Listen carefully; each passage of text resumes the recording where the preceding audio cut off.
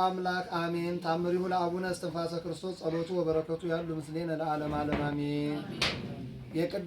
የቅዱስ አባታችን የአቡነ እስትንፋሰ ክርስቶስ ታምር ይህ ነው። ጸሎቱና በረከቱ ከሁላችን ሕዝበ ክርስቲያን ጋራ ከማህበራችን ጋራ ይኑር። ኬዛ በሚባል ደብ ሰንበትን የምትሽር ዝሙተኛ የሆነች ኃጢአት ያለባት አንዲት ሴት ነበረች። ከድፍረቷን ብዛት የተነሳ የቀትር ጋኔን ለክፏት ልቧንም ሰውሯት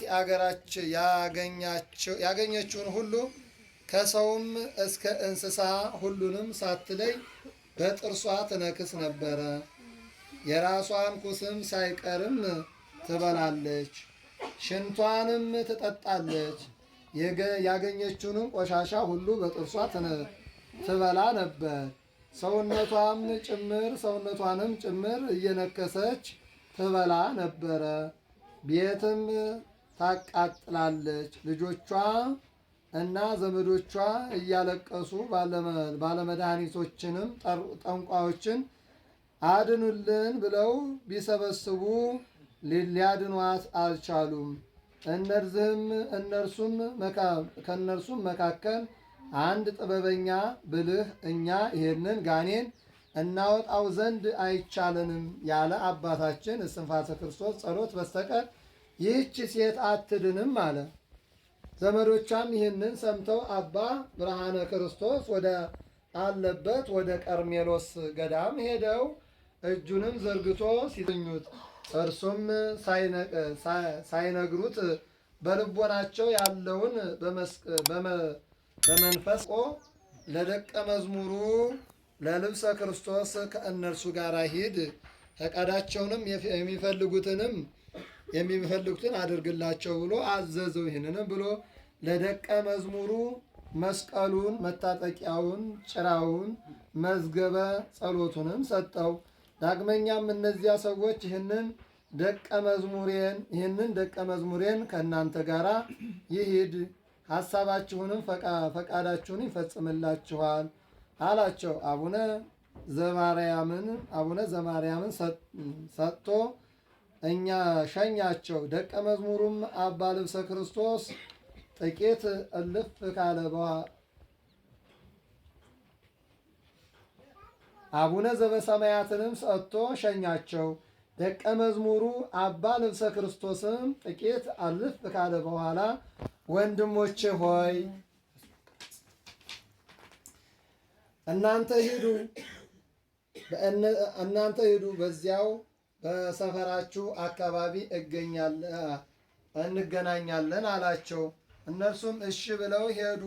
ጥቂትም እልፍ ካሉ በኋላ እሱ ትንሽ ደመና ጠቅሶ በዚያ ላይ ተቀምጦ ፈጥኖ አገራቸው ደረሰ። በአካባቢውም ባለው ቤተ ክርስቲያን ገብቶ ሌሊቱን እዚያ ሲጸልይ አደረ። ከስዕል በታችም ወድቆ 700 ስግደትን ሰገደ። የእመቤታችን የእግዝእትነ ማርያም ስዕል ብዙ ነገርን ነገረችው። በማግስቱም እነዚያ ሰዎች የ2 ቀን ጎዳና ተጉዘው እሱ ከአለበት ደርሰው በሰፈራቸው አካባቢ አገኝተውት በጣም አደነቁ። እያደነቁም ይዘውት ወደ ቤታቸው ሄዱ። ያቺ ታማሚም ሴትም ሞታ ሲቀብሯት አገኙ። ያን ጊዜ ደንግጠው አለቀሱ። ደቀ መዝሙሩም አትደንግጡ፣ ዝም በሉ አላቸውና አባ ልብሰ ክርስቶስም ጸሎት የአባቱን የአቡነ እስትንፋሰ ክርስቶስን መስቀልና መታጠቂያ አስከሬኗ ላይ አስቀመጠው። ያን ጊዜ በእግዚአብሔር ኃይል ፈጥና ተነሳች። ክብር ምስጋና ለመድኃኒዓለም። በዚያ ሰንበት ሻሩ።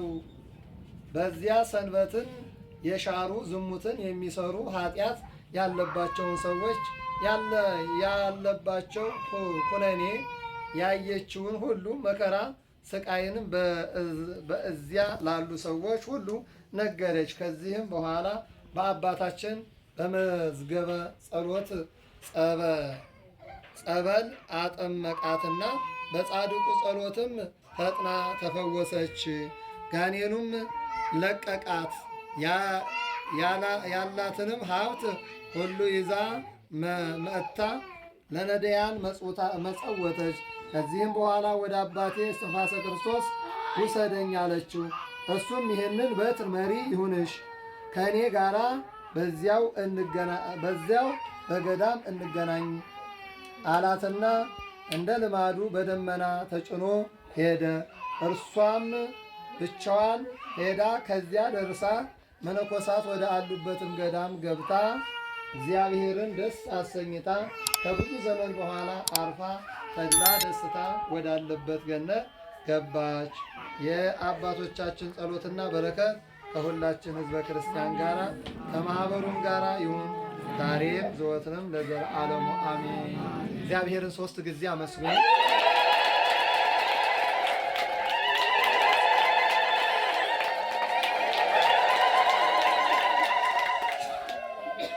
እንግዲህ የአባታችን የአቡነ እስትንፋሰ ክርስቶስ ከብዛቱ በጥቂቱ ይህን ያክል የገድሉን የተአምራቱን ስራ ሰምታችኋል።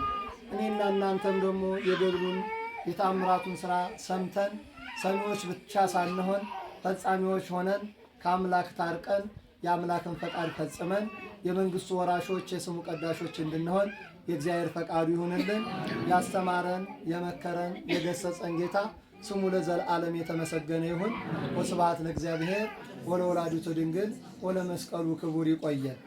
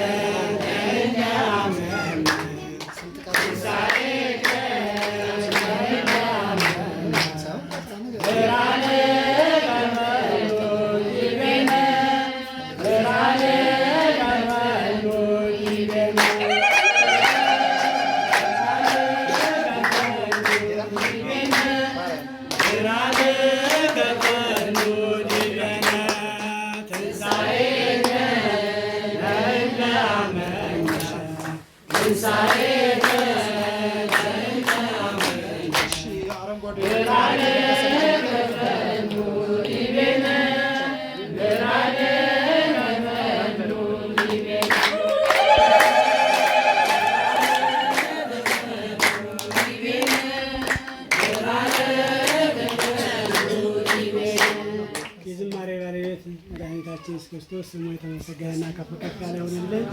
የቸርነቱን ስራ ይስራልን። በቅዱሳን ላይ አድሮ የእኛን ኃጢአትና በደል ይቅር የሚል አምላክ ይቅር ይበለን።